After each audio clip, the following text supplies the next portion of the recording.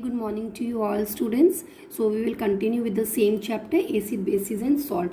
Students, this chapter is very easy. I feel that this is the easiest chapter, but only if you understand. Okay, so please pay attention and try to understand whatever is discussed with you. So today we will discuss about pH. That is very easy, but if you don't understand, then that is very difficult. Now open page number 24. Just see here. I hope all of you can see. Now here, this one. Now students, see here, the process of dissolving an acid or a base in water is highly exothermic. Okay, so understood? I hope it's understood. Means lot of heat is generated and that can be dangerous. So care must be taken while mixing concentrated nitric or sulfuric acid with water.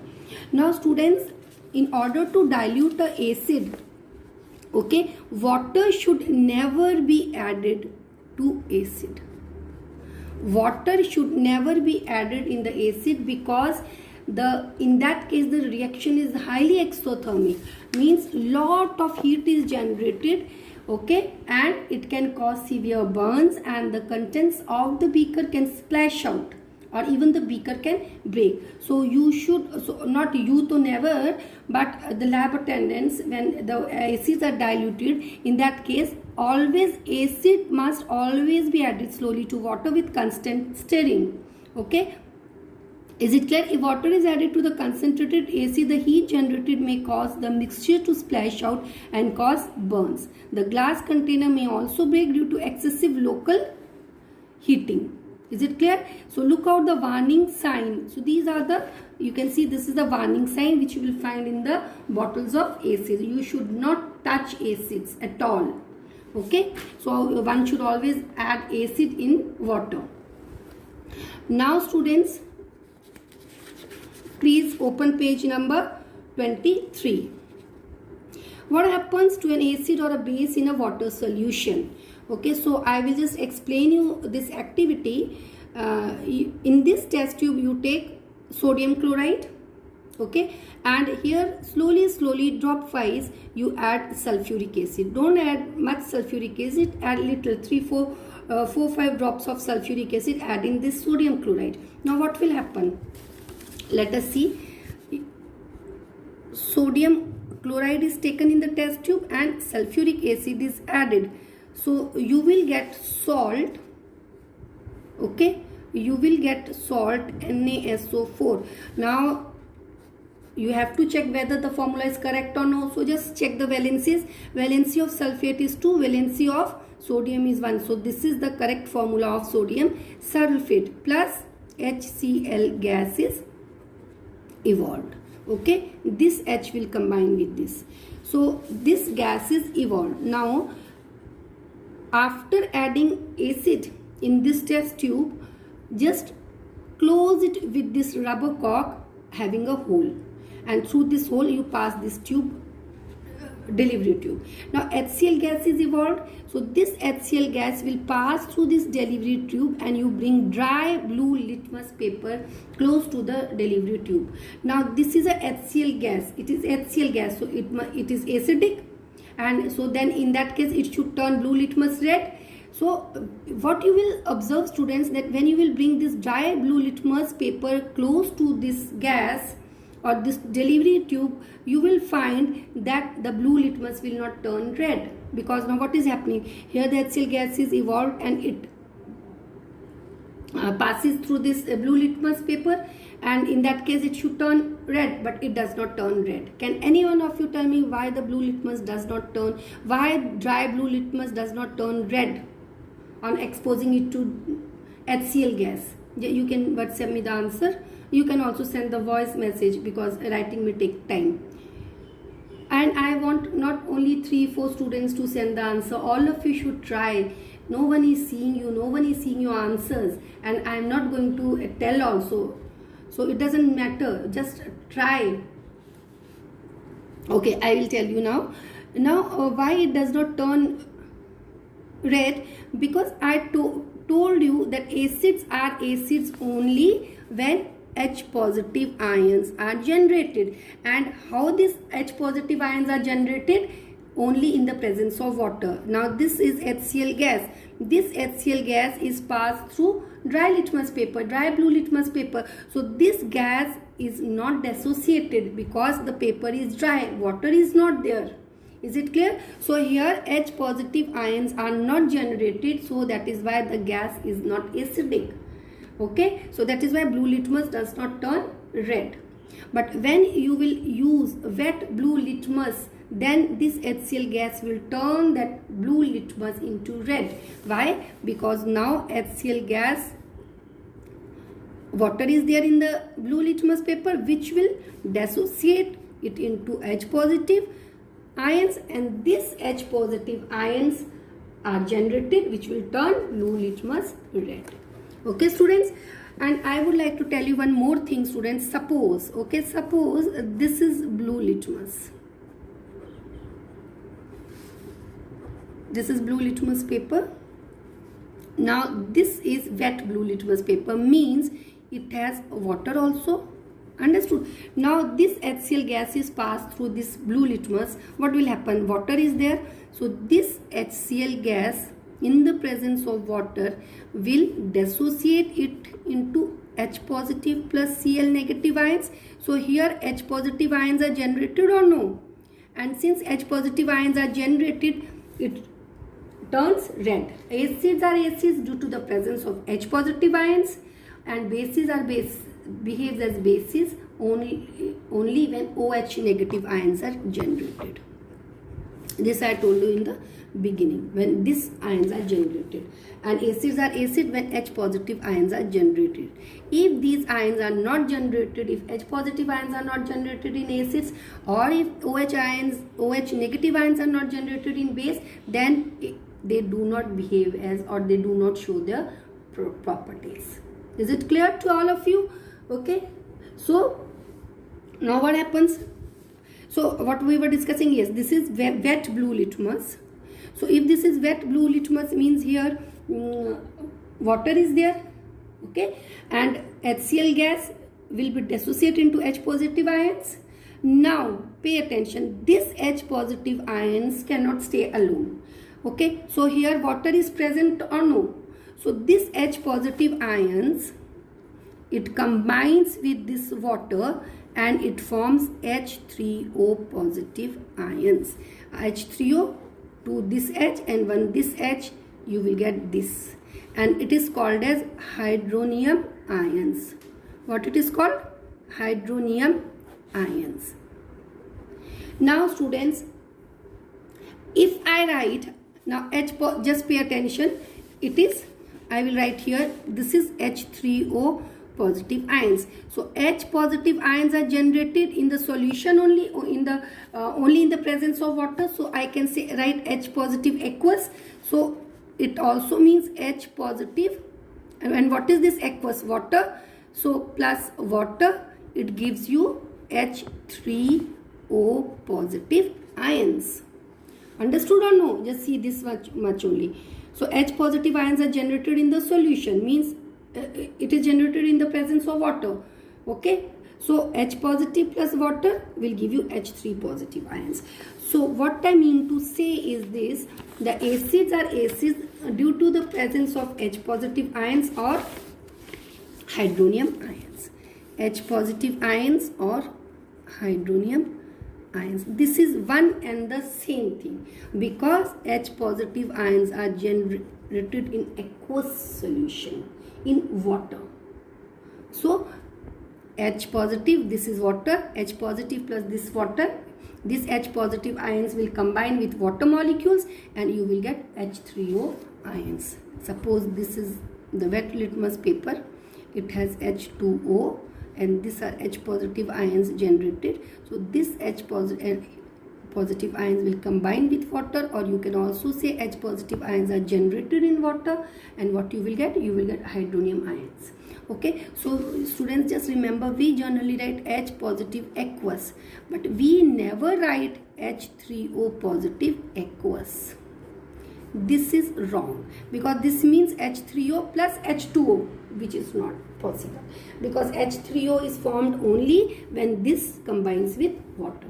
I hope it is clear to everyone. Now same is the case of base also. If the base sodium hydroxide, okay, it will not turn red litmus paper blue unless or until OH negative ions are generated, and these ions are generated in the presence of water, Na positive plus OH negative, and when these ions are generated, then only red litmus paper can be turned red.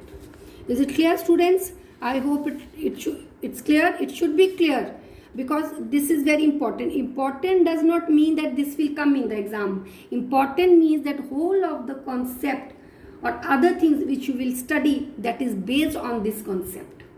Is it clear? So, and it is very easy. Only you have to remember that water, it dissociates acids to generate H positive ions, and acids are acids due to the presence of H positive ions, and bases, they behave as bases due to the generation of OH negative ions. Now students, you know there are different types of acids, and indicator paper, that is generally blue litmus and red litmus, is used to check whether a particular substance is an acid or a base, or you can say indicators are generally used to know whether a particular substance is acid or no. Understood? But how you will know which acid is strong, which acid is weak? Because suppose there are these acids, HCl, H2SO4, HNO3, okay, or acetic acid, this is acetic acid. So these are the acids, and let me say these are the bases. Okay, now these, they are acids that you will know by using indicator paper. But all the acids, they do not have same strength. Some are strong, like HCl is strong, acetic acid is weak. So how you come to know which one is strong, which one is weak? That we come to know by using universal indicator paper. Universal indicator paper.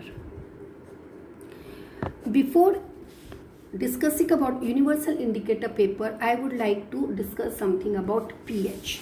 pH, we always write small p, capital H. Okay, this is pH. What does pH means? pH means, pH is a scale which is, scale is not that it is available in the market. This scale, okay, I will show you. So it is a scale for measuring hydrogen ion concentration in the solution. Okay, now suppose this is one solution, this is another solution, equal amount of solution, same amount in beaker A and beaker B. Okay, here you have added one acid. Let us say here it is HCl. Here I will not write the name. Okay, suppose here you have taken one acid, acid 1, and here you have taken acid 2. What? And it contains water, so both the acids will dissociate, or in both the cases H positive ions will be generated, but in both the cases different amount of H positive ions will be generated. Amount of water in both the beakers is same, acids taken are different. Here acid 1 and here acid 2 is taken. Both the acids will be dissociated and H positive ions are generated, but the beaker in which more H positive ions are generated will be more stronger or no? Because what is acid? Acids are acid only due to the presence of H positive ions. So if H positive ions are more, what does it mean? It means acid is strong. If H positive ions are less, acid is weak. So suppose in beaker A, H positive ions are more as compared to beaker B, then this acid 1 is stronger than acid 2. Same is the case with base also. In case of base is base due to the presence of OH negative ions. So if OH negative ions are more, what does it mean? Base is strong or no? Understood? So that is acids are acids due to the presence of H positive ion. More H positive ions means the acid is strong. Bases are bases due to the presence of OH negative ion. More OH negative ion, stronger is the base. So, now suppose, and it ranges from 0 to 14. Okay, so this is 0, let us say this is 14, and in the middle this is 7. This 7 means that it is neutral. What does this 7 means? It is neutral. It is neither acidic, it is neither basic. Now when you move from this side, let me say this is 1, 2, 3, 4, 5, 6, 7, 8, 9, 10, 11, 12. Understood? And this is 7. When we move from this side, that is from 7 to 0, H positive ions increases. On moving from this side 7 to 0, H positive ion increases. And on moving from 7 to 14, OH negative ions increases. Understood? So when you move from this to this side, H positive ions increases means acidic strength increases, or you can see the acids are more stronger. If there are two solutions, if there are two acids A and B, and pH of A is 2 and pH of B is 4, so which one is more stronger? A is more stronger. Why A is more stronger? Because here when you move this side, H positive ion increases. So H positive ions in case of acid having pH 4 is less as compared to the acid having pH 2. Have you understood? So when you move from 7 to 0, H positive ion increases and the acids becomes stronger. And when you move from 7 to 14, OH ion increases, and here the basic strength increases and acidic strength decreases. Okay, if there are two solutions C and D, and in C the pH is 10 and in D the pH is 13, so which is more basic? D is more basic, because when you are moving from 7 to 14, what is increasing? OH negative concentration is increasing. So in D the OH ions are more as compared to C, so D is more stronger base. Oh, understood or no? Again I am repeating, students, when you move from 7 to 0, H positive ion concentration increases, means H positive ions are increasing. So if there are two solutions, let us say A or B. Okay, now I will take another example. Suppose there are two solutions A and B. Okay, and in case of A the pH is 6, in case of B the pH is 4. So which one is more stronger acid? B is more stronger acid, because in B the pH is 4, means here there is more H positive ions as compared to A, which has lesser amount of H positive ions. I hope it is clear to all of you. Now what is a universal indicator? Students,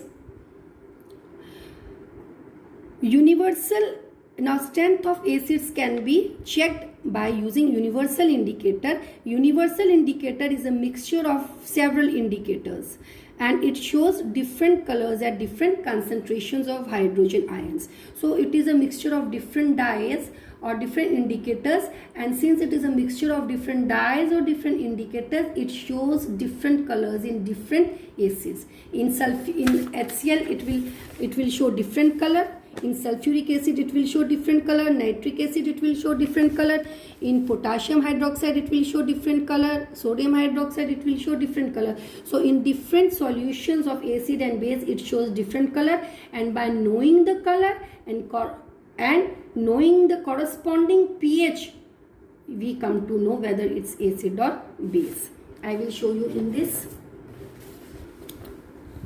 Okay, now this is the master color chart. What is this? Master color chart. Students, just take these two solutions in beaker A and beaker B. Okay, now whether these solutions are acid or base, that you will know by checking it with an indicator paper or a litmus paper. Let us say both the solutions are acidic. Okay, now, but which one is stronger acid and which one is weaker acid? That how you will know? That you will know only if you know the pH. Okay, because pH will tell you the hydrogen ion concentration, and then you will know which one is more stronger than out of these two, which one is more stronger. Now what we do here we first of all we take universal indicator paper, and that universal indicator paper we will dip in both the solutions. Now take universal indicator paper. It is a strip like a like a litmus paper. Okay, so this is a universal indicator paper. Now you dip universal indicator paper in solution A, and another strip of universal indicator paper in solution B.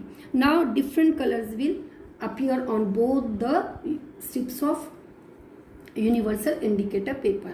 Now let us say the universal indicator paper A, or the universal indicator paper which was dipped in solution A, the color appeared was yellow, and in universal indicator paper B which was dipped in solution B, the color appeared was red. Now what we do is that these color which appear on the universal indicator paper, that is matched with the master color chart.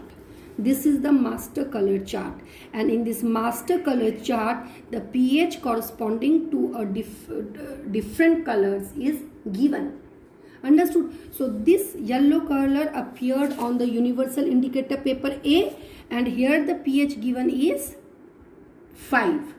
So you can say the pH of solution A is 5. Now red color appeared on universal indicator paper B.